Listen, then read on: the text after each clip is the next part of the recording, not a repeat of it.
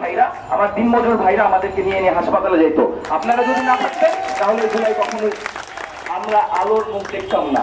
আপনাদের স্টেক নিয়ে খুব কম কথা বলা হয়, খুব কম কথা বলা হয় 9-10 স্টেক নিয়ে।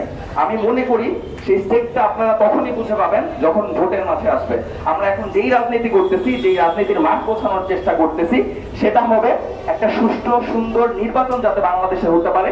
আপনারা যাতে সুন্দরভাবে নির্বাচিত জনপ্রতিনিধি তৈরি করতে পারেন, সেই জন্য আমাদের একটা জিনিস খুবই কন্ট্রোভার্সিয়াল কথা আছে, সেটা ছোট করে বলে শেষ করি। আমরা আসলে চাই না আগে যাতে 500 টাকায় ভোট বিক্রি হওয়ার থেকে যেই ব্যক্তি আমাকে ভোটে নির্বাচিত করলে আমাকে 25,000 টাকা আমার উপার্জনে এনে দিতে পারবে, সেই ব্যক্তি যাতে ভোটে নির্বাচিত হয়, সেই নির্বাচন আমরা করতে চাই। আপনাদের সেই জিনিসটা মাথায় রাখা লাগবে। সেই জিনিসটা মাথায় রেখে যখন আমরা সামনে জনপ্রতিনিধি নির্বাচন করতে পারবো, তখনই কিন্তু সুন্দর বাংলাদেশ পাবো। না হলে কিন্তু আমরা হেরে যাব। আমি একটা কথা বলি, জুলাইয়ের প্রতি দাবি আমাদের আছে। যারা রাজনীতি করতেছে তারা রাজনীতি করুক, আপনাদের রাজনীতিটা এই জায়গাতে।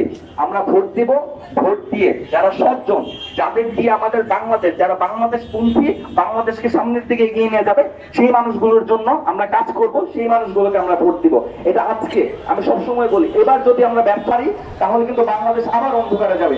সেই অন্ধকারে আমি আপনাদের ছোট ভাই, আমি আপনাদের ছেলের বয়স্ক, একটা দাবি রেখে যাবো জুলাইয়ের কাছ থেকে, এবার দায়িত্বটা আপনাদের। আপনার রাজনীতিতে আসেন, রাজনীতিতে না আসেন, ভোটের জায়গাটাতে আপনারা মাঠে দেখাবেন, সেই গেমটা আপনারা খেলবেন।